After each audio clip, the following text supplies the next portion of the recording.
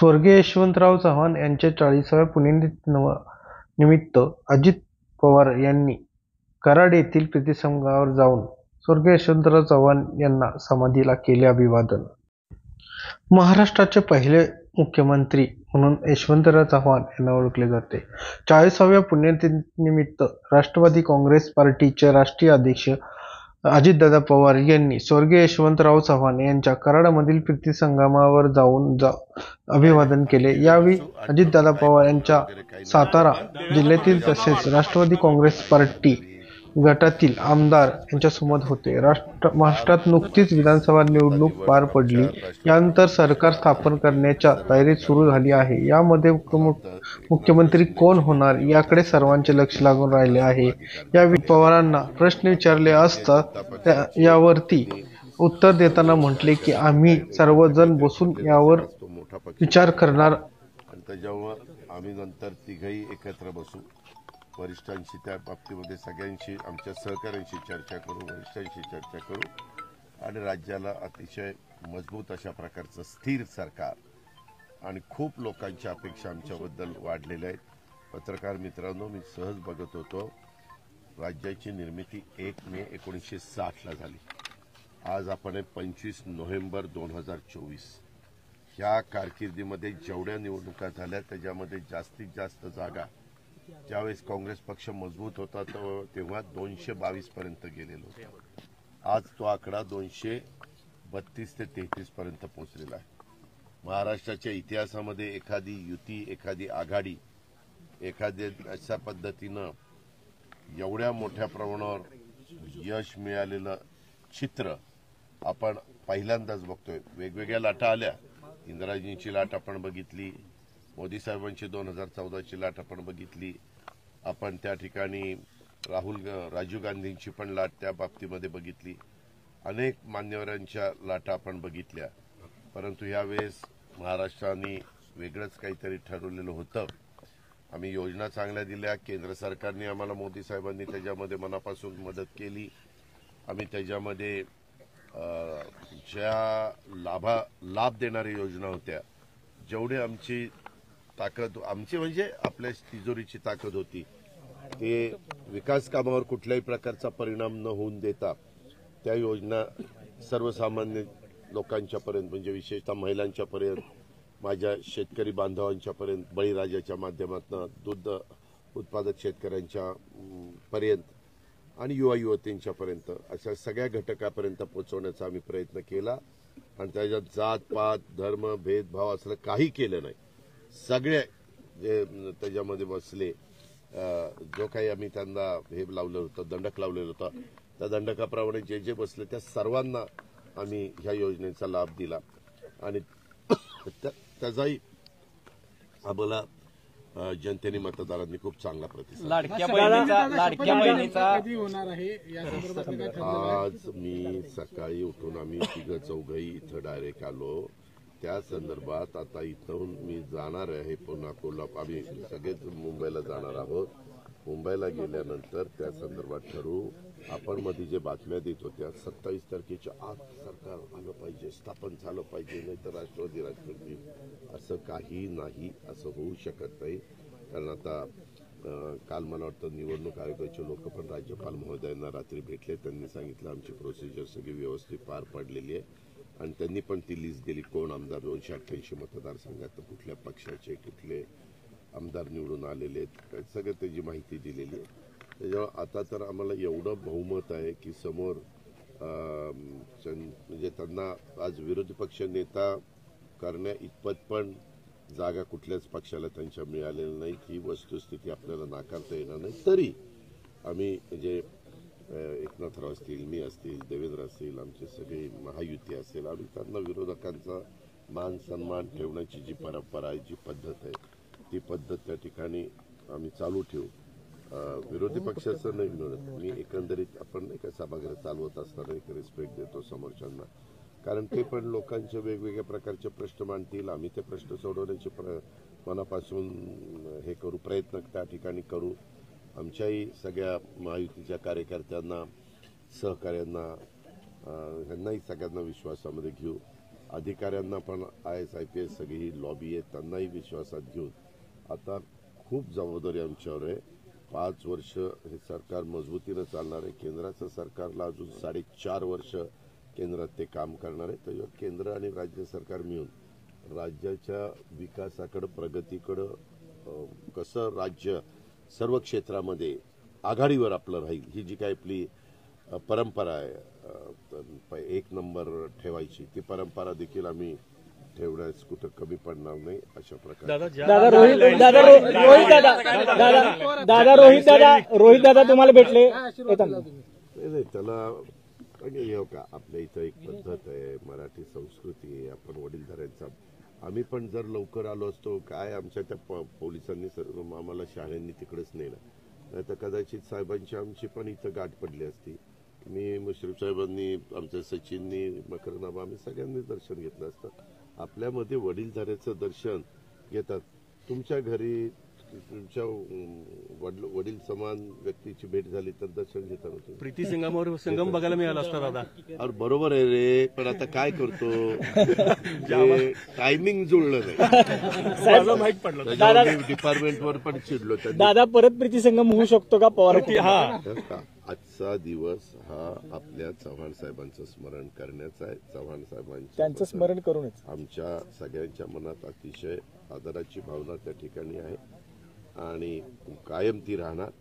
आणि चव्हाण साहेबांचा जो विचार आहे तो कधी महाराष्ट्रातली जनता विसरू शकते. दादा मुख्यमंत्री दादा मतदारसंघात आलो असतो तर वेगळं घडलं असतं. सभा घेतला तुम्ही म्हटलं मी थोडक्यात वाचला नाही रे बाबा, तुम्ही मनानेच काही पण करण्या होता इथं. मी बोललो त्याशी, मी त्याला म्हणालो की तुला शुभेच्छा, तू निवडून आला, चांगलं काम कर, शुभेच्छा दिल्या. दादा तुम्हाला मुख्यमंत्री पदाचे काही आमदार तुमच्या संपर्कात आहे का? अनिल पाटलांनी दावा हो महाराज, काल निकाल परवा दिवशी निकाल लागला दुपारी, अजून आमदार पोचायचे. काल आमची 11 वाजता मिटिंग झाली लगेचच का, आणि आज आम्हाला एवढं प्रचंड बहुमत आहे ना.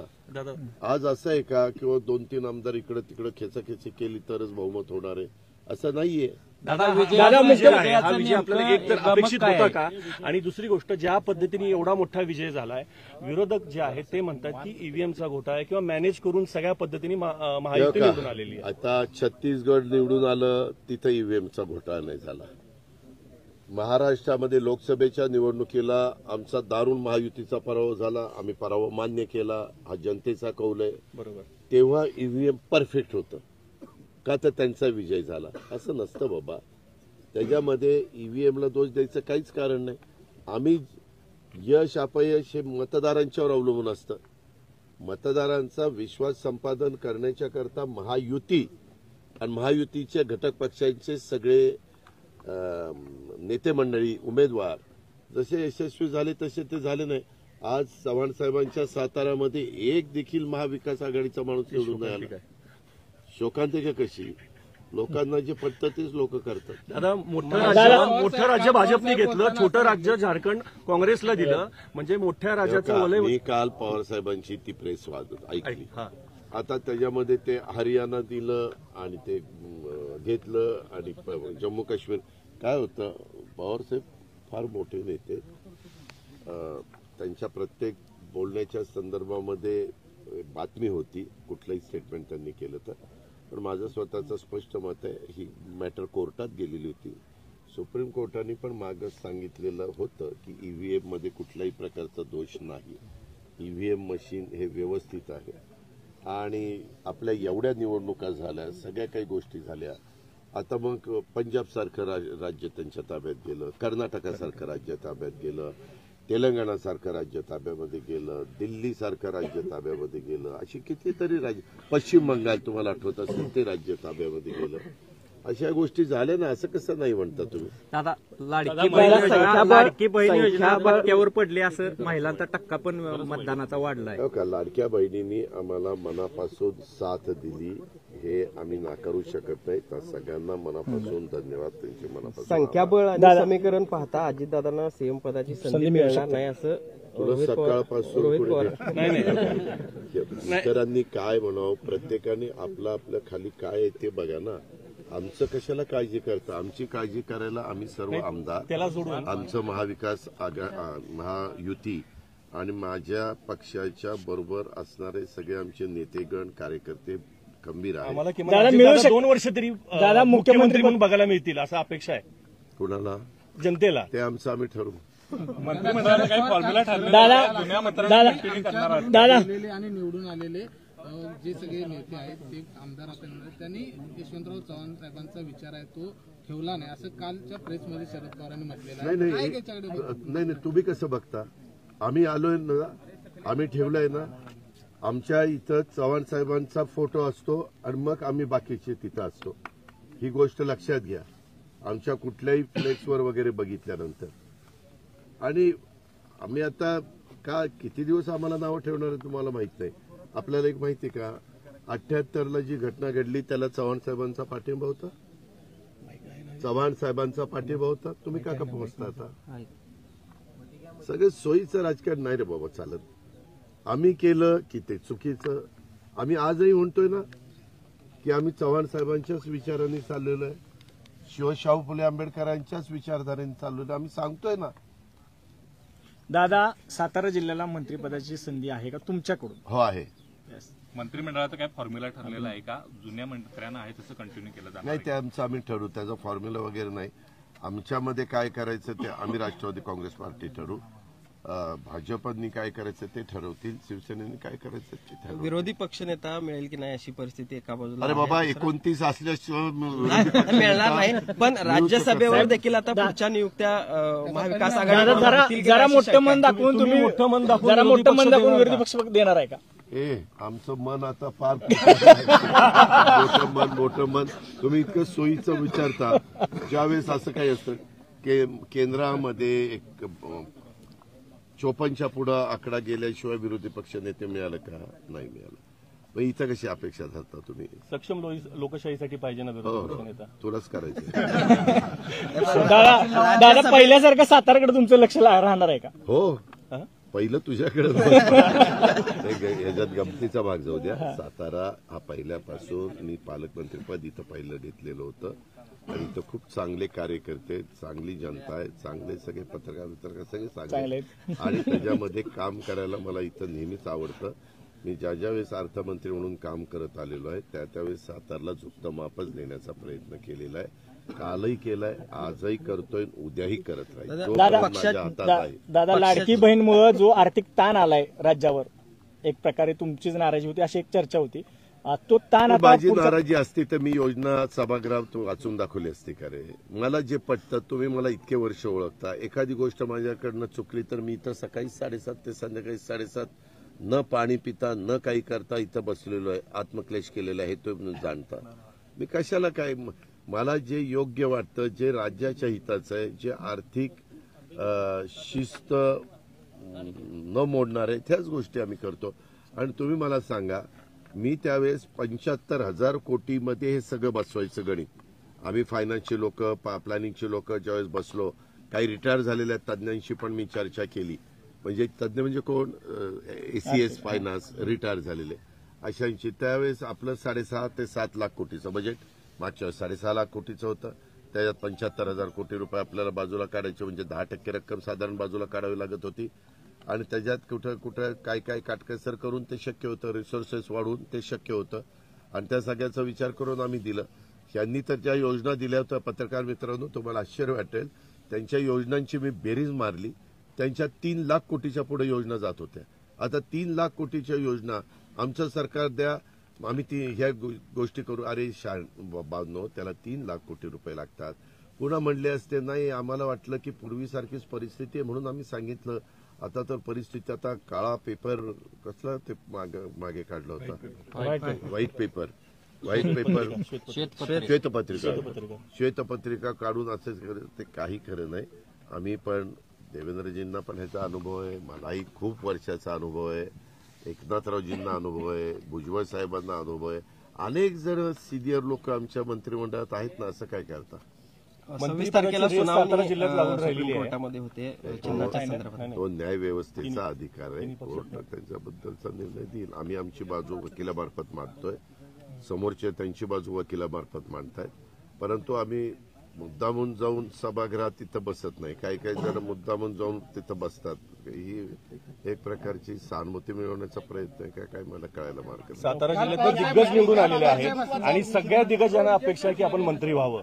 सगळे दिग्गज मंडळी आहेत, अगदी शिवेंद्रराजेंपासून शंभूराज देसाईंपासून आबा शेजारी उभे आहेत.